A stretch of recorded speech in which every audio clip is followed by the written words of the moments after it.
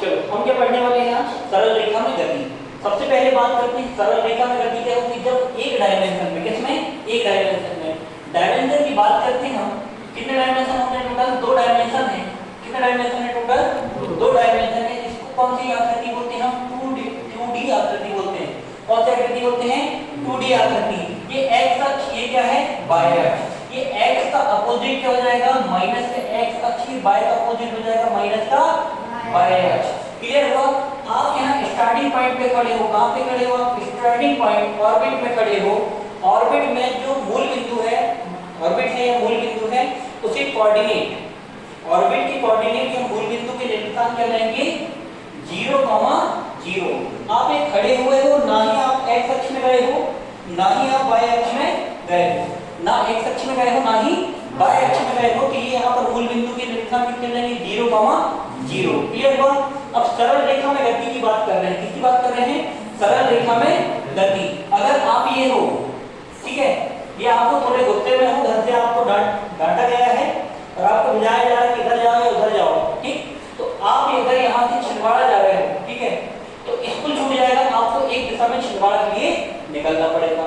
या फिर आप स्कूल आ रहे हो तो कहाँ के लिए निकलना पड़ेगा आपको? स्कूल के लिए, ना कि आपको छिंदवाड़ा जाना पड़ेगा। क्लियर हुआ? अगर आप x की दिशा में चले तो y क्या हो जाएगा वहां पर? 0। आप स्टार्ट कहां से किए हो? ऑर्बिट से। ऑर्बिट के दिशा कोऑर्डिनेट क्या है? 0, 0। ठीक, मूल बिंदु के निर्देशांक क्या होते हैं? 0, 0। x अक्ष में चली गई दूरी, कौन से अक्ष में? x अक्ष में। x अक्ष में चली गई दूरी आपकी कितनी? मान लो 5 है। कितनी है? 5। ये वाला पॉइंट कितना हो गया? 5। यहाँ से आप कहां पर आ गए? x अक्ष में।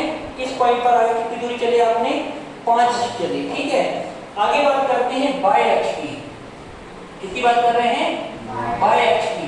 आप इस पॉइंट में थे, इस पॉइंट से आप इस पॉइंट तक आ गए, ठीक, तो कौन से अक्ष में चले आप? y अक्ष में। ठीक, किसी एक अक्ष में अगर ये कितनी दूरी है? 4 की दूरी। कितनी दूरी है? 4। तो यहाँ पर क्या हो जाएगा? 4 मीटर की दूरी है या फिर 5 मीटर की दूरी है x अक्ष से, तो x अक्ष में चली गई दूरी कितनी हो जाएगी? 5 मीटर, और y अक्ष में चली गई दूरी कितनी हो जाएगी? 4 मीटर। समझ में आया? ठीक, एक साथ आप 2 जगह नहीं चल सकते, आप ऐसे करके नहीं चल सकते। आपको क्या करना पड़ेगा?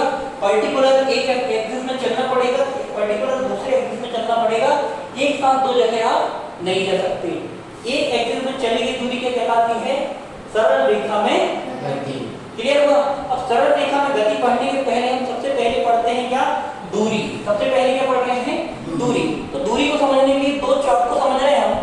ये 2 चौक को हम अगर गिनना चाहें तो इस तरफ से गिने तो भी इतनी ही दूरी हुई है, और इस तरफ से गिने तो भी इतनी ही दूरी हुई है।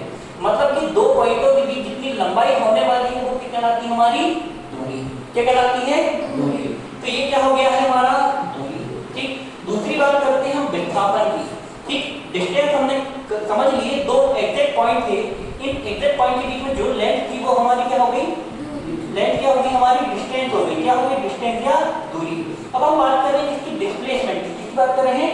डिस्प्लेसमेंट की। या किसकी बात कर रहे हैं? विस्थापन की। किसकी बात कर रहे हैं? विस्थापन की। एक पॉइंट से दूसरे पॉइंट तक, एक पॉइंट से दूसरे पॉइंट तक वस्तु का जाना क्या कहलाता है? उसकी स्थिति में परिवर्तन। उसकी जो सिमेट्री है, सिमेट्री में चेंज आना, सिमेट्री में चेंज आना क्या कहलाता है? हमारा डिस्प्लेसमेंट। क्या कहलाता है? डिस्प्लेसमेंट। ये वाली चौक कहां पर थी? अभी इस वाले पॉइंट पे थी। इस वाले पॉइंट से कहां चली गई? इस वाले चौक के जस्ट पास में चली गई। ठीक, कहां पर? यहां पर पहुंच गई। तो क्या हो गया है? ये यहां से यहां पर गई, क्या कहलाया? विस्थापन। स्थिति में परिवर्तन। अगर ये वापस अपनी स्थिति में आ जाए, वापस कहां पे आ जाए? अपनी स्थिति में वापस आ जाए। अगर ये इतनी दूरी, मतलब कितना है? 9 इंच के समथिंग की अगर ये दूरी को कवर कर दी थी, तो अगर इन दोनों के बीच की दूरी कितनी है? 9 इंच। कितनी है? 9 इंच। अगर ये चौक इस स्थान पे जाए और वापस अपने स्थान पे आ जाए, तो इसकी सिमेट्री में कोई चेंज दिख रहा क्या? इसकी सिमेट्री में कोई चेंज दिख रहा? नो सर, नो, नहीं। इसकी सिमेट्री में कोई चेंज नहीं दिख रहा। क्यों नहीं दिख रहा? क्योंकि ये पहले यहाँ पर गई थी और फिर कहां पर आ गई? यहीं पर वापस। तो इसमें फिर से क्या चीज लग गई? 2 चीजें लग गई। पहले वाले में लिखते हैं दूरी में, दूरी में सिर्फ क्या है? मैग्नीट्यूड है। दूरी में क्या है? मैग्नीट्यूड। मैग्नीट्यूड मतलब क्या है? परिमाण है। क्या है? परिमाण। की दूरी कितनी चले थे आप? 9 इंच। कितनी दूरी चले थे? 9 इंच। पर दूसरे वाले में क्या महत्व रख रहा है कि 9 इंच कोई दिक्कत नहीं, आप इस दिशा में चले तो 9 इंच का हो गया आपका प्लस का, क्या हो गया प्लस का। और यहाँ पर आप थे, पहले कहाँ थे आप, यहाँ पर, फिर यहाँ पर गए, और यहाँ से आप वापस आए इस दिशा में, उल्टी दिशा में, तो इस बार काय का हो जाएगा प्लस का 9 काय में बदल जाएगा माइनस के 9 में, क्योंकि ये मुझे जाना था सामने और वापस से पलट के आया हूँ कहाँ, पीछे अपनी स्थिति में वापस आने के लिए। तो पहले मैं प्लस में गया और वापस क्या में आया माइनस में। इसमें क्या क्या चीजें आई हैं, मैग्नीट्यूड वैल्यू तो रहेगी, मैग्नीट्यूड मतलब परिमाण, और दूसरी बात क्या रहेगी इसमें, दिशा रहेगी। क्या रहेगी, दिशा। दिशा मतलब कि क्या हो जाएगी अपनी डायरेक्शन, मतलब कि अगर मैग्नीट्यूड के साथ क्या जाए, मैग्नीट्यूड के साथ क्या जाए, डायरेक्शन भी इंक्लूड हो जाए। मैग्नीट्यूड के साथ क्या इंक्लूड हो जाए, डायरेक्शन। मैग्नीट्यूड के साथ अगर डायरेक्शन इंक्लूड हो जाए तो हमारी कौन सी वैल्यू हो जाती है, वो वेक्टर वैल्यू। कौन सी वैल्यू हो जाती है, वेक्टर वैल्यू। मतलब क्या हो जाएगा, सदिश राशि। कौन सी राशि, सदिश राशि। अगर सिर्फ मैग्नीट्यूड वैल्यू हो, कौन सी वैल्यू हो, मैग्नीट्यूड परिमाण हो, दिशा ना हो, परिमाण हो दिशा ना हो, तो कौन सी वैल्यू कहलाती है, अदिश राशि। कौन सी राशि, अदिश राशि। अदिश राशियों को बोलते हैं स्केलर वैल्यू। क्या बोलते हैं, स्केलर क्वांटिटी। क्या बोलते हैं, स्केलर क्वांटिटी। अब आगे बढ़ते हैं, जो दूरी है, दूरी है, दूरी का किसके सापेक्ष परिवर्तन, दूरी का किसके सापेक्ष परिवर्तन, समय के सापेक्ष परिवर्तन। दूरी का समय के सापेक्ष परिवर्तन क्या कहलाता है, चाल। क्या कहलाता है, चाल। चाल बराबर क्या होता है, दूरी बटे समय। दूरी का समय के सापेक्ष परिवर्तन क्या कहलाता है, चाल। दूरी का समय के सापेक्ष परिवर्तन क्या कहलाता है, चाल। दूरी का मात्रक, दूरी क्या होती है, एक प्रकार की लंबाई, और लंबाई की ऐसी पद्धति में मात्रक क्या होता है, मीटर। लंबाई का ऐसी पद्धति में मात्रक क्या होता है, मीटर। दूसरा है समय, समय का ऐसी पद्धति में मात्रक क्या होता है, सेकंड। तो चाल का ऐसी पद्धति में मात्रक क्या हो जाता है, मीटर प्रति सेकंड। चाल का ऐसी पद्धति में मात्रक क्या हो जाता है, मीटर प्रति सेकंड। अब बात करते हैं, जो चाल है वो कौन सी राशि है, अदिश राशि। कौन सी राशि है, अदिश। क्योंकि दूरी ही अदिश है, तो दूरी ही अदिश है। दूसरा कौन अदिश है, समय। समय किसी का ऋणात्मक चलता है नहीं। अगर अभी 10 बज रहे हैं तो अगला जो घंटा होगा क्या बजेगा, 11। उसके बाद क्या बजेगा, 12। 12 के बाद क्या बजेगा, 1, फिर 2। माइनस का कुछ बचता है क्या, नहीं। दूरी क्या है, दूरी कौन सी राशि है, अदिश। समय क्या है, अदिश। अदिश और अदिश, तो चाल भी कौन सी राशि होगी, अदिश। अब बात कर रहे हैं हम किसकी, वेग की। किसकी बात कर रहे हैं, वेग की। किसकी बात कर रहे हैं, वेग की। तो वेग बराबर क्या होता है, वेग बराबर होता है विस्थापन। वेग बराबर होता है विस्थापन बटे समय। विस्थापन बटे समय।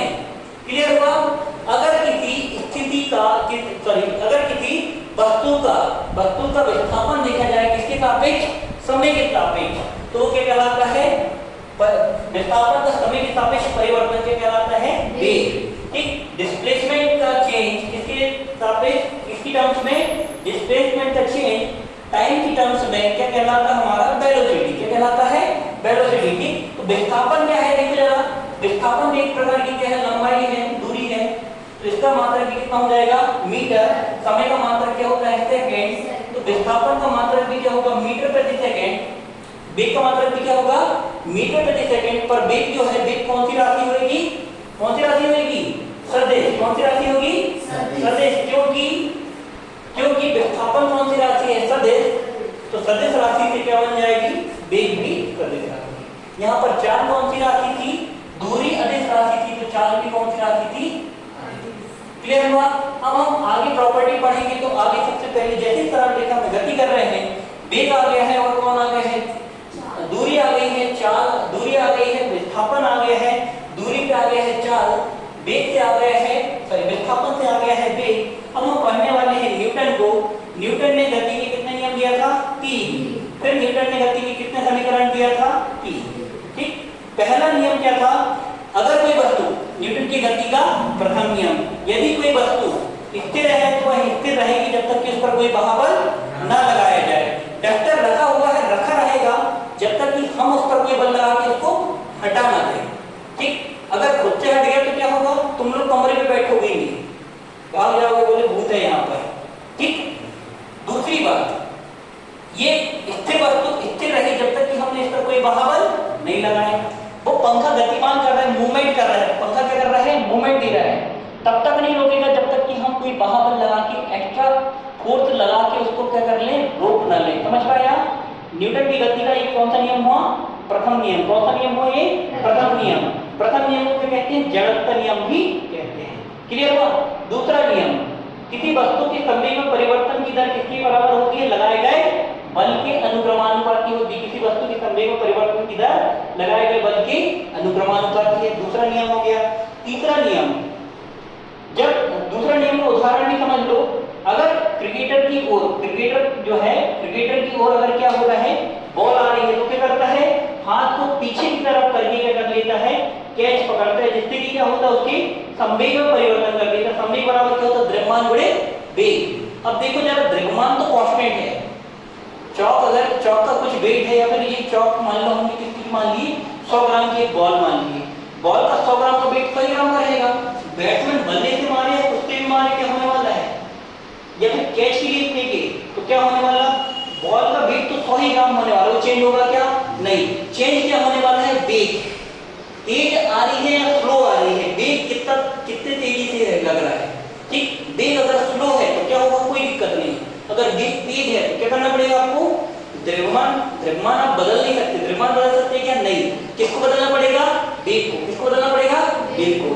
तो वेग को बदलने के लिए क्या करते हो, कैच लेते समय हाथ को हल्का सा क्या कर देते हो पीछे, जिससे क्या हो जाता है, उसका संवेग परिवर्तित हो जाता है। समझ में आया?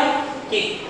न्यूटन की गति का तृतीय नियम, न्यूटन की गति का कौन सा नियम? तीसरा नियम, प्रत्येक क्रिया के विपरीत प्रतिक्रिया का नियम। प्रत्येक क्रिया के विपरीत प्रतिक्रिया का नियम। ये हम चल पा रहे हैं, चल रहे हैं तो पैर आगे की तरफ रख रहे हैं और घर्षण बल क्या लगा रहे हैं, विपरीत दिशा में बल लगा रहे हैं। घर्षण का बल कौन सा दिशा में लग रहा है? विपरीत दिशा में, इसलिए हम क्या कर पा रहे हैं, चल पा रहे हैं। अगर हम बात करें घर्षण बल नहीं होता, कौन सा बल नहीं होता? घर्षण बल नहीं होता तो हम चल भी नहीं पाते। ठीक। दूसरी बात, अगर ग्रेविटी नहीं होती तो हम क्या हो जाते, पापा की परिवहन के क्या होने लगते, उड़ने लगते, जमीन में पैर ही नहीं जाते। क्लियर हुआ? न्यूटन की गति का कितने नियम हो गया? 3 नियम भी हो गए। अब बात करते हैं हम, न्यूटन ने कितने समीकरण दिया था? 3 समीकरण दिया था। 3 समीकरण क्या होते हैं? v बराबर u प्लस at। पहला समीकरण है v बराबर u प्लस at। दूसरा था s बराबर ut plus half at square, half at square. तीसरा समीकरण है v स्क्वायर बराबर u square plus 2as, u square plus 2as। Clear हुआ? जहां पर जो पहला नियम है v बराबर u प्लस at, इसमें जो v है वो क्या है? अंतिम वेग। u क्या है? प्रारंभिक वेग। a है कौन सा? एक्सीलरेटर। गाड़ी में एक्सीलरेटर क्या रहता है, क्या करते हैं हम, जैसे एक्सीलरेटर तेज करे गाड़ी की स्पीड क्या हो जाती है? बढ़ जाती है। एक्सीलरेटर स्लो किए गाड़ी की स्पीड क्या हो जाती है? कम। हम क्या करते हैं, उसके वेग में परिवर्तन करते हैं। वेग में परिवर्तन करने वाले को क्या कहते हैं? एक्सीलरेटर। कैसे इंडिकेट करते हैं? a वेग। प्रारंभिक वेग मतलब वस्तु क्या है, मोशन में अभी क्या हो रही है, चलना चालू की है। ठीक। अंतिम वेग मतलब उस मोशन से कंटिन्यू अब आगे बढ़ गई है। s मतलब क्या हो जाएगा, उसका डिस्प्लेसमेंट या फिर क्या, विस्थापन। क्लियर हो? बाकी सारी चीजें आपको पता है। a क्या है, उसका एक्सीलरेटर, s क्या है, विस्थापन। ठीक। तीनों समीकरण समझ में आ गए आपको? v बराबर क्या होता है? u प्लस at, s बराबर ut plus half at square and u v square बराबर होता है u स्क्वायर प्लस 2as। ठीक। अब हम देखेंगे वेग समय ग्राफ देखेंगे। ठीक। और ये चैप्टर में इसके आगे बढ़ेगा। ठीक। Thank you.